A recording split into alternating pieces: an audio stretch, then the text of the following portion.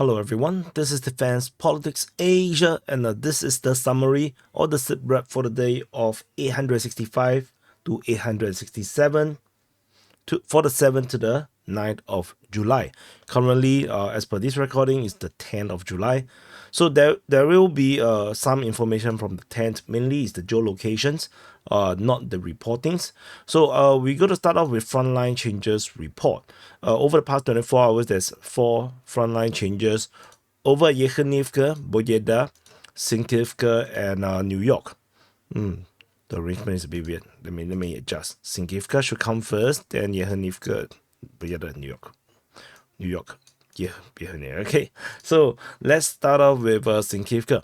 So the first, over at Sinkivka at the Kupiansk front, according to Ukrainian mapping, there is Russian forces advancing in this area here on the eastern part of Sinkivka, which is over here, and the Russian forces managed to make advance in this area, taking some grounds, moving closer southwards towards Petropavlivka. So this is previously, days before, there was a geolocation. One day before, there was a geolocation of Ukrainian forces getting hit by Russian forces around here. It looks like the Russian forces, after hitting the Ukrainian forces over there, have overrun that position.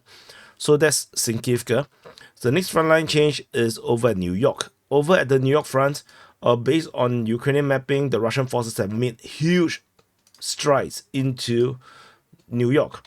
So this partly corroborates part of the claims by the Russian side, and the Russian forces allegedly have made has basically taken a strong foothold over in the central part of New York, in the southwestern sector.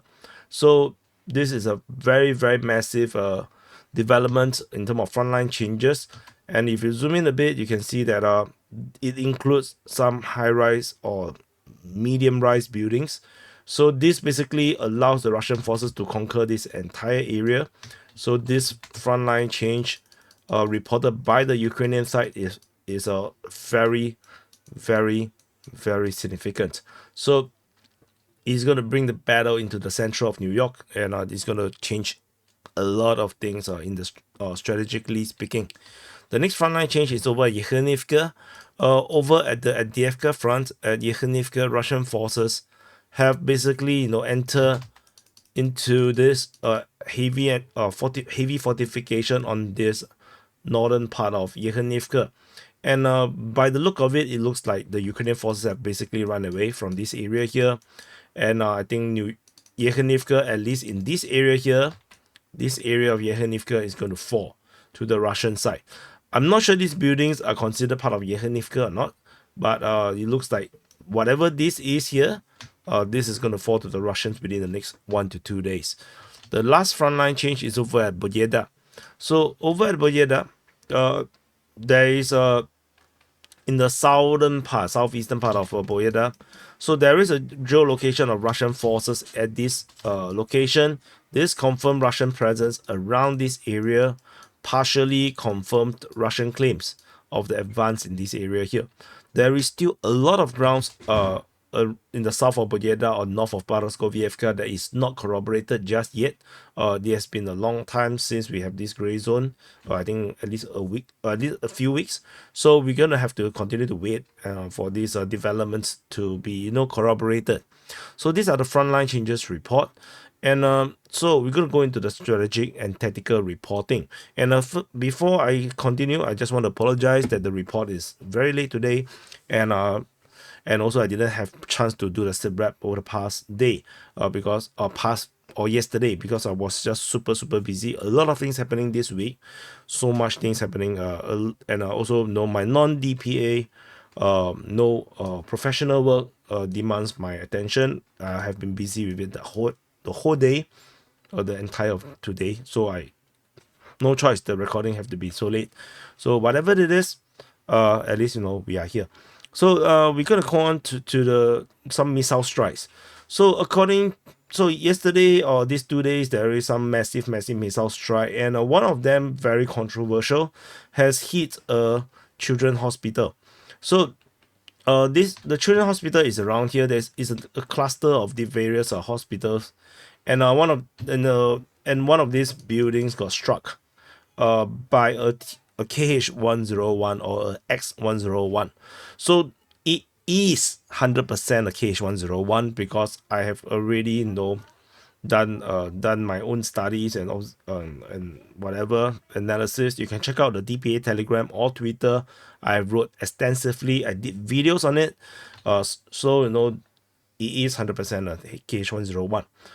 So it is not even controversial, but I'm not sure why the pro-Russian people, some of them are so defensive about it. Because the question is not whether it is a KH101 missile. The question is what are they trying to hit. Some claim it's a substation, some no or what, but no, that is the target. It's clearly not targeting the hospital per se. Because one of the building that was hit, that it went viral in the media and whatnot. Only the missile basically just take a bite off a corner of the building. Clearly, people would die as a result, but it doesn't seem like it's a deliberate targeting of the hospital itself. There might be something else that they're trying to target. That's the question that people should be discussing and debating. But somehow everybody is just so busy debating if it is a KH101 or is it some kind of a surface to air missile system. The Russian Defense Ministry predictably denies that it's their missile. They say that it's just Ukrainian surface to air missile. It is definitely 100% not true. So, but whatever it is, maybe there is some kind of military facilities in that area, HQ. Maybe it's underground. That's why they're using such a powerful missile to try to hit something deeper. Who knows? Nobody cares. Nobody try to dig into it. And clearly, this also plays into the hand of the Ukrainian side, because if there is any military bases that is underground or near the hospital, they don't have to answer about it anymore, because the Russian missile becomes all the debate, whether it's Russian or Ukrainian. Everybody is just talking about it. Then the Ukrainians are saying the Russians are hitting the hospital and whatnot. Nobody cares about what actually is trying to be the Russians are trying to hit. And since the Russian has denied that they actually targeted the hospital, this entire thing just went to shit. Of course, the Russians have no reasons to admit it, so there's no because it will just create a lot of diplomatic problems, which is is easier to resolve by just not admitting to it. So it is what it is. There's another the main target is actually a factory, geolocated around here, the Zavod at Artem. Maybe this is used for some military purposes, to develop some military stuff, not sure. So they claim military summary geolocation claim that it's a X101 missiles targeting the factory in Kiev. However, looking at the missiles, it might not actually be KH101 or X101. It could just be caliber missiles. So the missile that hit the hospital is 100% a KH101. The missiles that hit the other factories may not actually be KH101 because the shape of the missiles is not the same. It is a caliber shaped missile. So people come to argue with me that they use the caliber missile footage to say that this is not a KH101. Come on, just the Ukrainian Defense Ministry mentioned one full freaking list, more than 10 different type of drones and missiles being used by the Russians over the past 48 hours in this massive missile drone strike. There's so many types, I don't even bother to try to memorize what it is. So there is a mix of missiles being used, and clearly this could be the case where there are caliber missiles targeting the factory because factory can't run away. And maybe the target near the hospital is an underground base, underground HQ. They need a more powerful missile to hit it so that it can go deeper. Who knows? Nobody cares. So no, it's not important. But no, I just want to put this out there. You see, people need to be careful not to let your bias and emotions get in the way of trying to understand something very objectively. It's not easy because sometimes you can't even tell you are being biased. But no, that's why it's a good practice to to just always don't jump to conclusion. I know it's difficult. Sometimes I do jump to conclusion as well. Although no, I jump to conclusion is always correct. Just joking. But yeah, just be careful. Don't get triggered. And so according to the Russians, according to Ukrainian defense ministry, they claimed on the 7th of July they shot down a Sukhoi 25. They didn't mention exactly where, so it is what it is. We move into the before I go to that, I want to talk about another missile strike. It's very important. The Russians discovered Ukrainian HIMARS convoy. Because this maybe they got some intel or whatnot that was trying to prepare a strike on Crimea, and they were discovered by the drones, or they had the drones going out to hunt for these HIMARS because they already know that they're going to launch these strikes. The drones basically followed the Ukrainian HIMARS convoy along the highway and basically discover where's the launch site. And the Russians launched missile strikes on this. According to these video footages that is released, 4 HIMARS is allegedly destroyed. It's a bit hard to tell because it is super blur in the sense that the drone is flying at a super high, super far distance to track all these HIMARS. Clearly, they need to do so because if they know that the drone is tracking them, then they will clearly run away. So the footage is very poor, but the Russians are celebrating the destruction of 4 different HIMARS. 3 of them is over here, just off Klapaya. So this is actually very near to Kherson city. This 3 got destroyed here. There's another one destroyed just off Novopetrivka. So there is these HIMARS systems, and they are probably trying to target somewhere, in Sevastopol or something. But the fact that they need to hit somewhere in Crimea clearly dictates that they need to go very near. If not, they're gonna not be in range. So 300 kilometers, they could go almost around at Feodosia. They definitely cannot hit the Kerch Bridge, but they can hit basically everywhere in Crimea. But the condition to do that is that they have to be very near to the front line, and this actually presents them to become easy meat for the Russian forces to destroy. And which then begs the question, why the hell is the Ukrainians wasting the HIMARS on targets in Crimea? It makes no strategic sense to hit things in Crimea.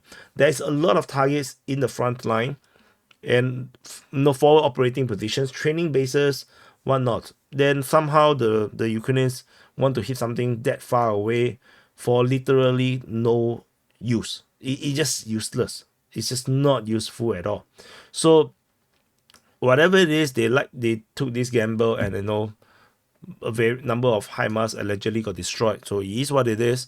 But it reminds me of Nazi Germany's V1, V2, V3 projects, which is like they launched a lot of all these first the predecessors to modern ballistic missiles into England, and it achieved nothing. So I just want to say that. Over the Sumy region, according to the Russian Defense Ministry report on the 8th of July, 2 border towns got mentioned: Konstantinivka over here and Basivka. It's unclear if this is an attack or is this as skirmishes. No, but they say that they hit Ukrainian forces within these 2 locations. They caused some casualties around here. But this is not indicative of a Russian offensive into the Sumy region. This is just some attacks, but the Russians are definitely keeping the Ukrainians tense and worried about a potential Russian offensive into the Sumy region. This would definitely further stretch the Ukrainian forces, which they are already very, very stretched. So we move on to the Kharkiv front. At the Kharkiv front, Russian forces have returned to Sunitsky Kozachok on the 8th of July. There is some fighting being reported around this area here, according to the Ukrainian Defense Ministry. It's just one day. We do not know if the Russians are still actually inside this village or not, this border village, because the last report was actually on the 5th. So there is 3 days that there was nothing happening, and it was not reported on the 9th. So no, not exactly sure what's happening right there. The Russians may have just abandoned the location, which is not surprising if it happens. Over the Lipsy sector, at the Lipsy sector, the Russian forces are attacking in the Klipoke region as well as towards Lipsy. Ukrainian forces are counter-attacking at Klipoke. So these are some actions within the past 3 days. With the Russians still attacking over on the 9th at Lipsy. I think the fighting at Klipoke went down again. Some geolocation of Russian airstrike on the southern part of the Dacia clearly show Ukrainian presence around this area here. So over the Nikushny sector, Russian forces are also attacking Nikushny. This is according to the Russian Defense Ministry on the 7th, but so that's only on the 7th. Nothing happened on the 8th and the 9th in this sector. So clearly it's not something very, very significant. This is definitely not a significant sector. So, as Slobozansky, Fab 3000 was used. So no, but that's about it. There's some geolocations over the south of Lipsy. We move on over at the okay, let's do it this way. At the Voschan sector, Russian forces have actually become very active over at the Starisya sector, with fighting continuing from the 6th of September. They continue the fight all the way to the 9th. Every day there's some reports about fighting around this area.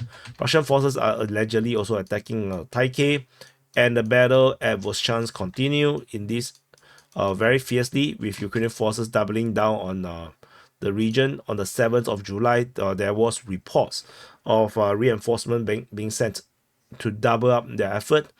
The Russians clearly continues to launch strikes into the southern bank of the Voschans, with Russian airstrike hitting Ukrainian forward operating positions. So this battle at Voschans continue. There is no more frontline changes being reported. It looks like the battle there is pretty fierce, and the Ukrainians are sending enough men to hold back the Russian advances. So that's all for this Kharkiv front. We move into the Kupiansk front. At the Kupiansk front, the Kupiansk front seems to have activated a lot, seemingly over the past 3 days. First thing first, there is a bridge getting destroyed over the Oskil River. So at this river, you can see that the railway bridge is already destroyed. There is now the road bridge is actually getting hit. There's a new hit being reported there. Over at this Sinkivka region, Russian forces are attacking at Sinkivka as well as towards Petropavlivka. And in this area here, we have Russian advance in 2 different directions. This is definitely some developments, and it looks like the Russians are pushing a bit harder than usual. There is also TOS strike, thermobaric strike, and in Sinkivka, definitely melting away any any Ukrainian resistance in this area here. However, I don't believe the Russians are intending to capture Sinkivka. This entire area works perfectly for the Russians as a kill box. The Ukrainians just keep sending troops into this area, which is actually extremely difficult to defend. The terrain here is very complicated. It's just very uncomfortable to defend this place.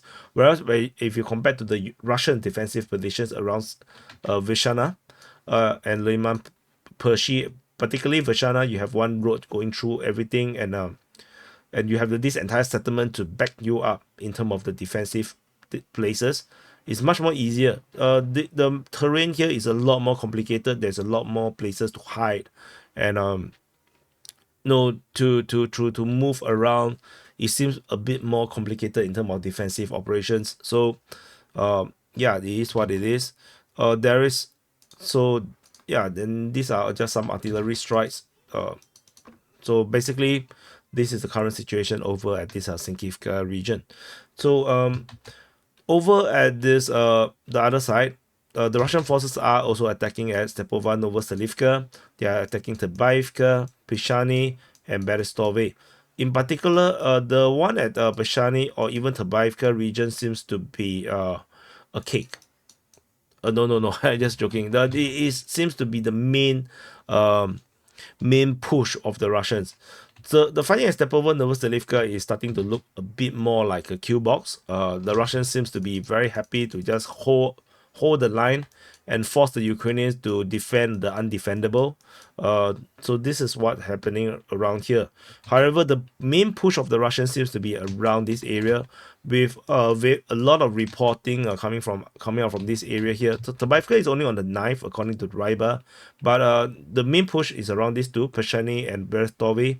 From the 6th to the 9th, there is constant report of fighting around here, based on from various sources, and Ukrainian, pro-Russian, Russian Defense Ministry all talked about the fighting in this area, and looks like the battle towards Pishani and to in this area of Berestove, probably to secure the flanks, is getting fiercer, and the Russians are also securing the flanks over at Terbaivka, and the push is towards Pishani. So this looks very serious right now.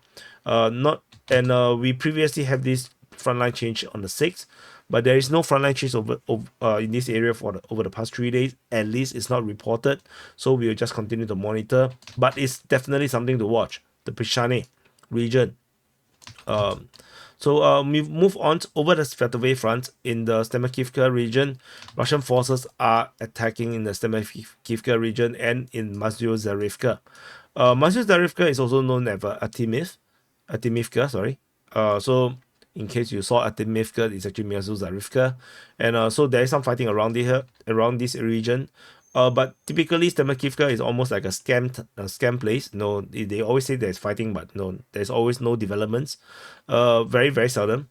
So over the Ukrainians allegedly was attacking in the south of Novoyehodivka, according to the Russian sources. There is some counter-attacking operations going on in this area. But I don't think it's going to be something very important. Probably just skirmishes. Over the Makiivka region, Russian forces allegedly is still heading towards Kharkivka, according to the Ukrainian side. Russian forces are mainly focusing on Makiivka.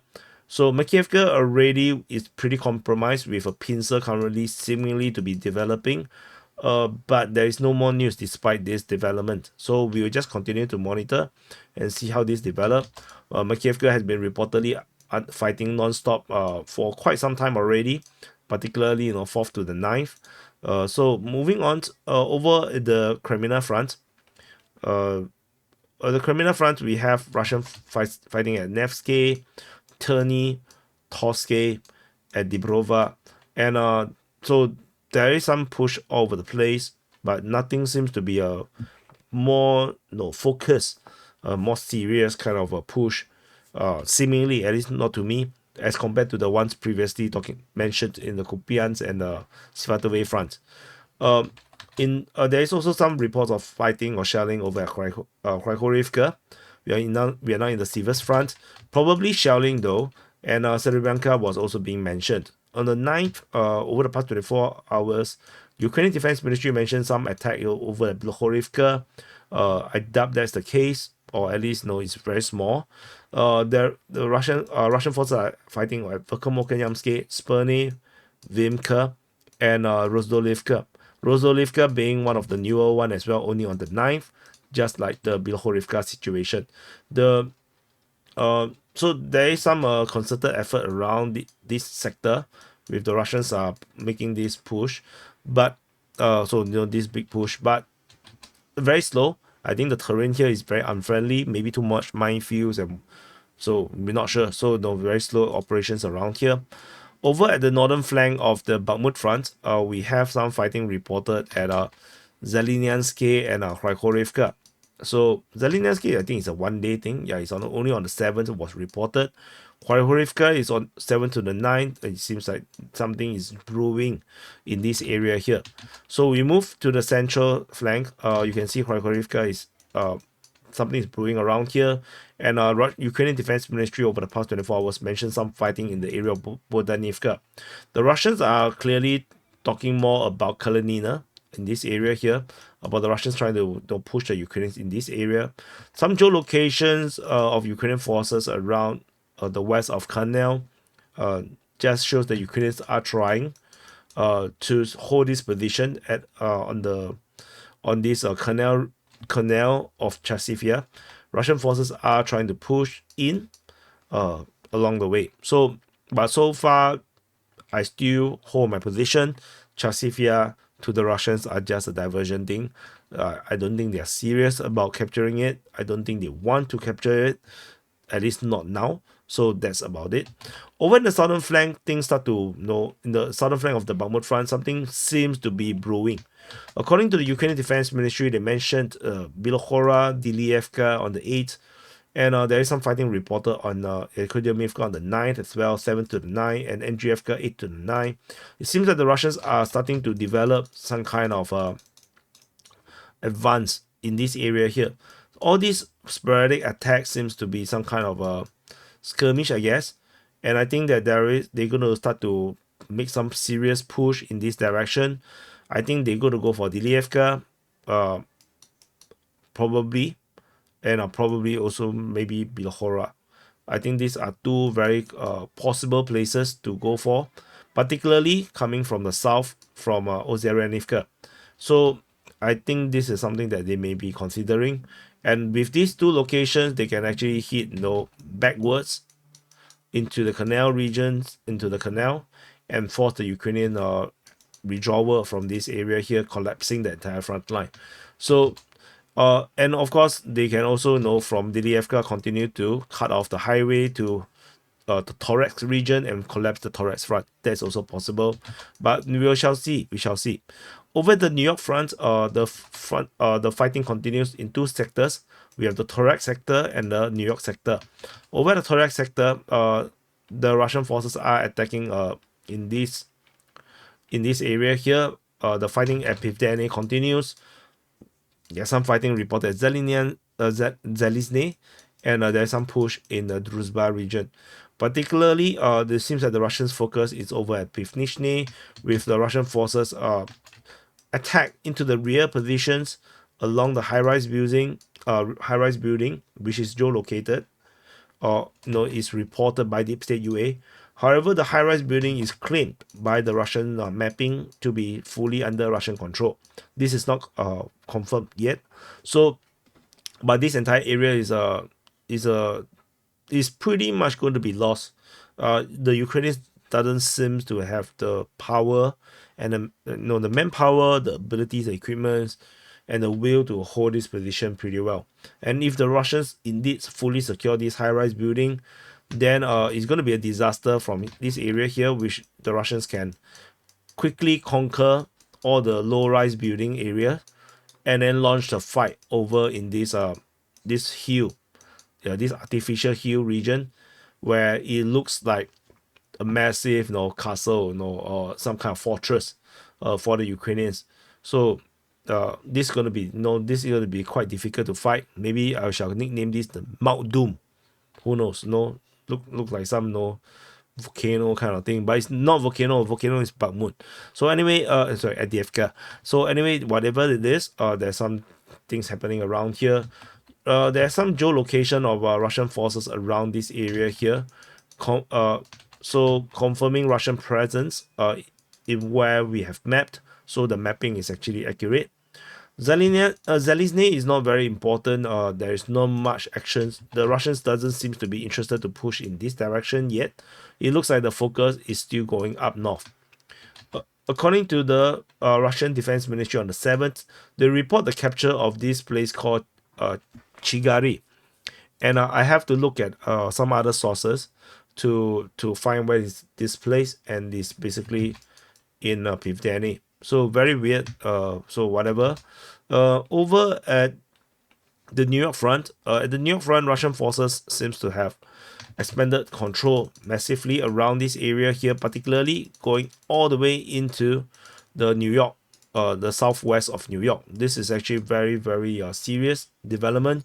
Ukrainian forces geolocated over in the south of New York, in this southern side of the New York. Clearly, is under stress because this geolocation is Ukrainian forces are under attack.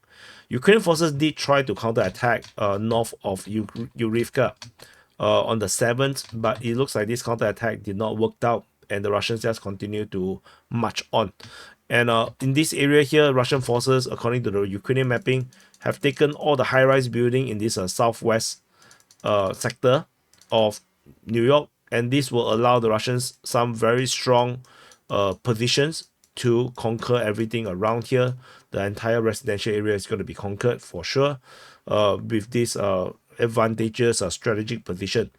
And so if you look at New York with this area secure, the Russian forces will be able to launch a new attack going in towards the western part of New York. They don't have to necessarily go into the center. They can just continue on from the west going up north. And because this is the road out. The road out is here. So the Russians going in this direction, cutting all the roads, makes perfect sense. And this will force the Ukrainians to be only able to move through this area here, move through the north, this northern path, these roads along the railway line, or towards Torres. And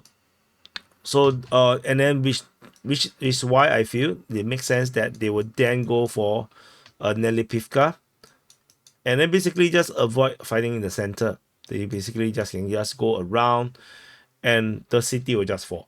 They don't have to fight in the city area. You don't have to fight on these trenches. You can just collapse the entire front line. So this is quite serious. The situation around here, and the reports are really long. Basically just talking about a lot of fighting. So there is also some fighting reported at Oleksandropil. Just one on the 8th of July, but that's about it. Over at the Avdiivka front, a lot of things happening around here because this is actually where the main Russian push is. And going into the northern flank, the Russian forces are attacking at Kalinove. They're attacking north of Novo-Alexandrivka towards Vodizenka, towards Lozovatsky, and they're now pushing towards Timofeyevka. The push towards progress continues, and there's also fighting reported at Yekhanivka. So this is the current situation. This is the main push, which is the big arrow move towards Pokrov right now at this moment. The frontline changes are very significant around the Novo-Alexandrivka region. The Russians like to call this a kind of bloom, and this looks very bloomish.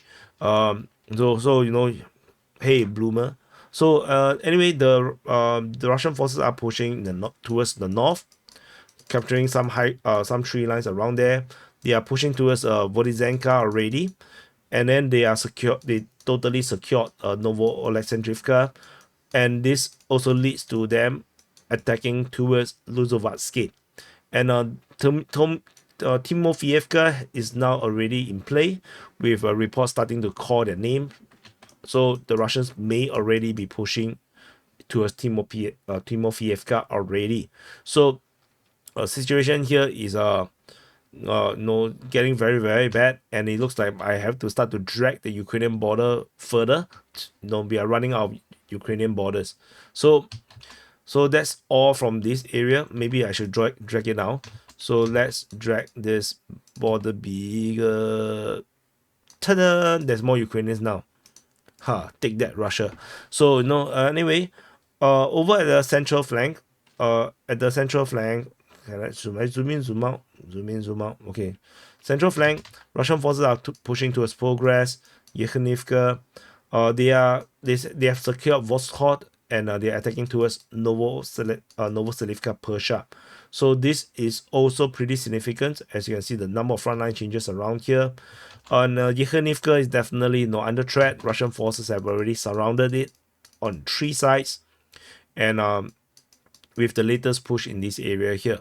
The geolocation of Ukrainian forces is on the 8th of July, but it was a destroyed vehicle. So I'm just gonna ignore that for now. Ukrainian forces are counterattacking in the Yekhanivka region on the 8th, but it doesn't change the fact that the front line still move in the advantage of the Russians. In the Voskhod region, in the southern part, so there is a river, between the two. So there is a river between Yekhanivka and Voskhod. This is a river, so which is why in the southern flank is a totally different thing. The Russian forces have secured everything along this river, and they have fully captured everything around here. This gives them a very strong position to cut off Novoselivka Persia, which I mentioned before, but the timing is not yet. The Russians instead have secured uh, Novoporovsky, and they have already basically at the edge of this heavy fortification, which the Ukraine is supposed to be defending, but I'm not sure if they are there at all. So that's all from that area.